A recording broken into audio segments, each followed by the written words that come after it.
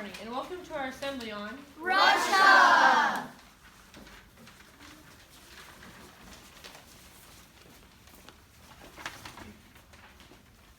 Don't you mean the USSR? Don't tell me all the work of us Bolsheviks during the Russian Revolution was in vain. Those were revolting peasants. I think you, Vladimir Lenin, would do well to make a hasty exit while you still can, before these czars make mincemeat out of you. Now, gentlemen, oh, and of course you, my fine lady, please introduce yourselves. Ivan the Terrible. I think we'd best stay on the right side of this one. I was the first Tsar, founded in 1547. And I, Nicholas II, was the last crowned in 1894, but murdered, along with all my family, at the hands of those brutish Bolsheviks. I think they would have something to say about the way you had treated them, the serf population, over the centuries. But that's all they were, serfs. They had no rights. What else did they expect? Oh, another Bolshevik, Trotsky, leader of the Red Army. I think we can expect more trouble. Those serfs with no rights didn't deserve the life you gave them. Poverty and misery. That was for most of the population, unless of course you're born rich. But I made Russia great, like me. They didn't call me Catherine the Great for nothing. But at what cost? Oh, a mere 200,000 of those worthless beings lost their lives in a building in capital city named after me, Peter the Great. That would be St. Petersburg, just because you didn't like the old capital, Moscow. Well, I'm glad to see Moscow went back to being the capital city again, after all my hard work building the magnificent Kremlin building and St. Basil's Cathedral right there in the heart of Moscow. I strongly suspect you didn't do a lot of the building yourself. Well, of course not. He was a czar, way above getting his hands dirty. That was for the commoners. And I'm guessing these commoners didn't benefit from any of the schools and hospitals you had built? Well, of course not. They were for the rich. Who else? Oh dear, no wonder those commoners took matters into their own hands in 1917. The end of SARS, hooray. Oh dear, I do apologize for that. Arguably not the best way to start an assembly, but as I think you'll find out for yourselves, Russia is and was a land of huge contrasts. Let's hear more about these.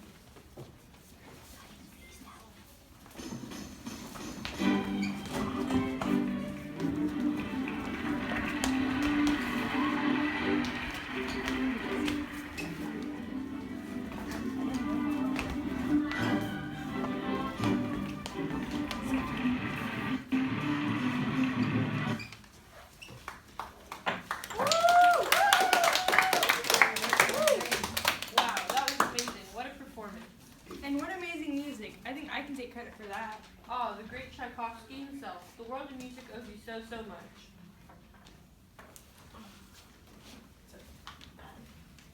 As does the world of ballet.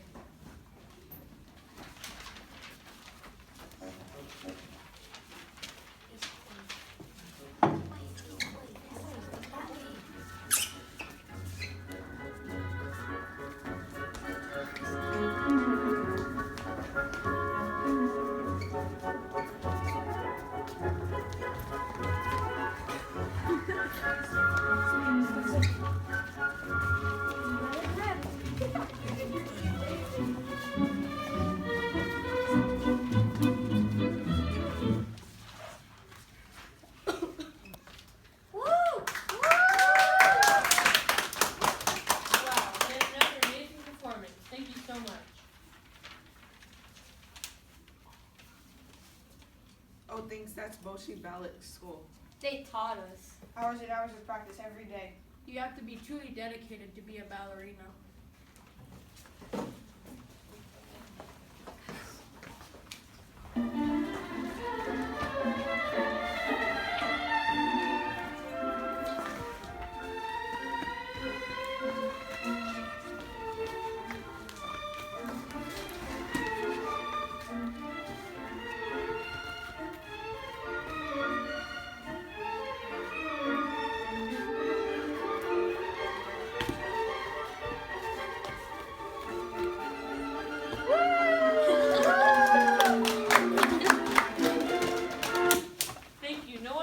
Gymnasts always do so well at the Olympics. Our training is very hard, too.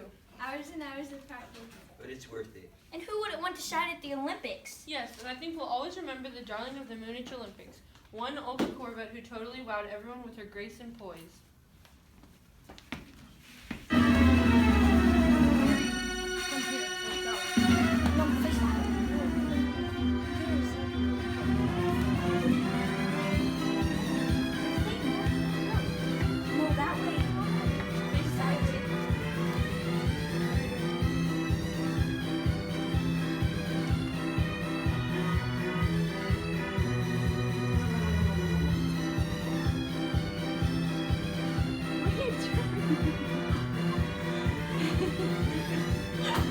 Very impressive.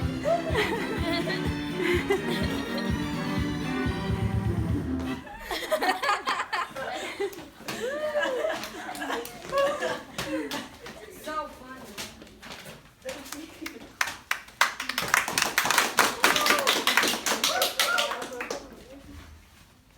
Amazing. Oh, we are truly spoiled here today to have such entertainment performed here in front of our very eyes. Thank you so very much. Well, I don't know how we follow all of those. I'm feeling quite out of breath just having watched them all.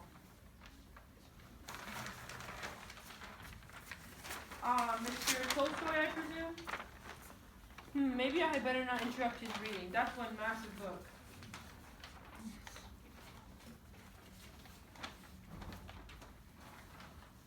Indeed, I, the great Napoleon, was of course central to the theme. And title. Correct.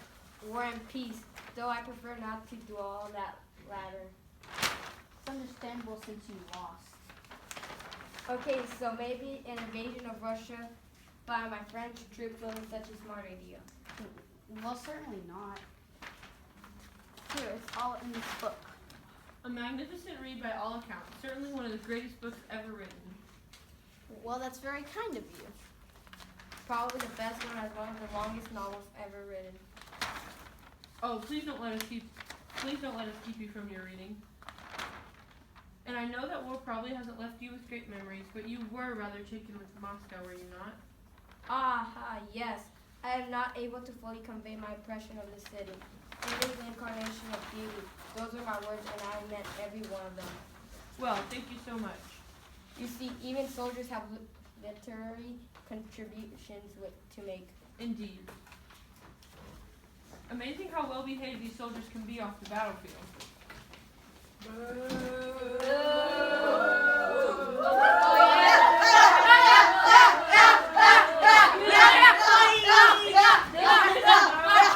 Noisy and bad behavior in my assembly. That's better. Now let's see. What are a load of Chelsea football supporters doing here in my Russian assembly? Oh, haven't you heard, mate? Heard what? The Chelsea Football Club is owned by a Russian One Roman Oromovic, one of the richest men in the world. in charge of the greatest team in the world.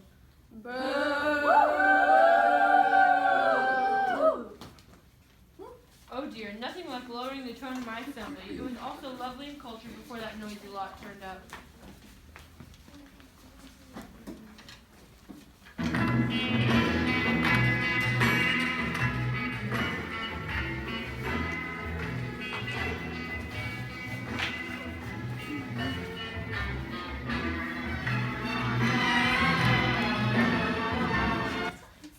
That's more like it, the silent world of art. And who better to represent it than these two amazing Russian artists? Mark Chagall. Wonderful. And you, sir? Wassily Kandinsky. And this artwork is called? Squares with concentric circles. Why do you look so surprised? Oh, just expecting something, A little more abstract, huh? Come on, Django. When were we great artists ever appreciated? well, really oversensitive or what? That's the trouble. It's too late now. Not the most down-to-earth people.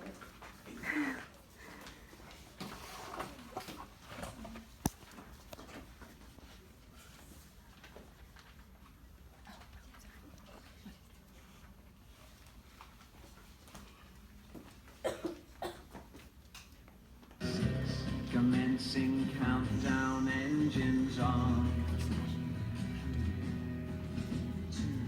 Check ignition. Oh dear, something tells me these two are not going to be the most down-to-earth folk either. Do introduce yourselves. Valentina Chervosky, first woman in space. Yuri Gagarin, first man in space. Well, congratulations. We are indeed honored to meet you today. Thank you so much for joining us. Back down to earth. Yeah, is it about time we heard some hard physical facts about the wonderful country Russia? Be my guest. Okay, starting with a little geography. Russia is the biggest country in the world. It takes up over a tenth of all land in the world. It is over 7 times bigger than the United Kingdom. It is part of 2 continents. Europe in the west. And Asia in the east. It has many different terrains. Frozen tundra in the north, Woods in the south, huge plains called steppes in the west. With icy mountains in the east. Quite a variety then. I'll say it's quite a few extremes. Is the coldest town in the world. In the far northeast of Siberia. Temperatures here can drop to minus 70 degrees centigrade in winter. Then there's Lake Baikal, also in Siberia, the deepest lake on earth. At 1,640 meters in depth. It holds a fifth of the world's fresh water. And is in about 26 million years old. Wow, that's old. And what about the river Volga? The longest river in Europe. and one of Russia's 3 million rivers. And don't forget the world's longest railway, the Trans-Siberian Railway, which runs 5,990 miles from Moscow in the west to Vladivostok in the east. And not forget our brown bears, the very simple Russia.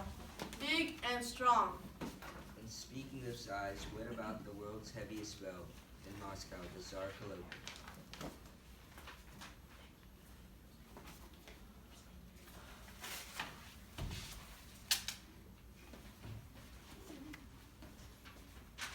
Wow, that wouldn't be. It couldn't be.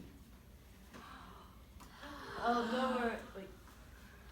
Yes, indeed, a real Fabergé egg.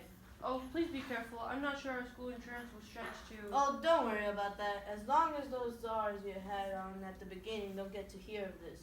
It actually belongs to one of them. Oh, really? Well, perhaps this might be a good time to wrap up this assembly. We don't want to go upsetting those stars again. So, that really just leaves me to thank you all for being such a wonderful audience today.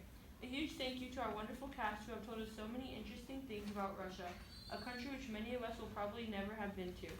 But if your appetite has been whetted, it's not so long till the 2018 World Cup, which is to be held in Moscow, from where we will undoubtedly get to see many wonderful insights into this city and its mother country. Russia! Thank you.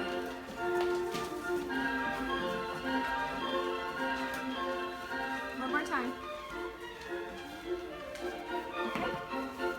Well done. That is going to be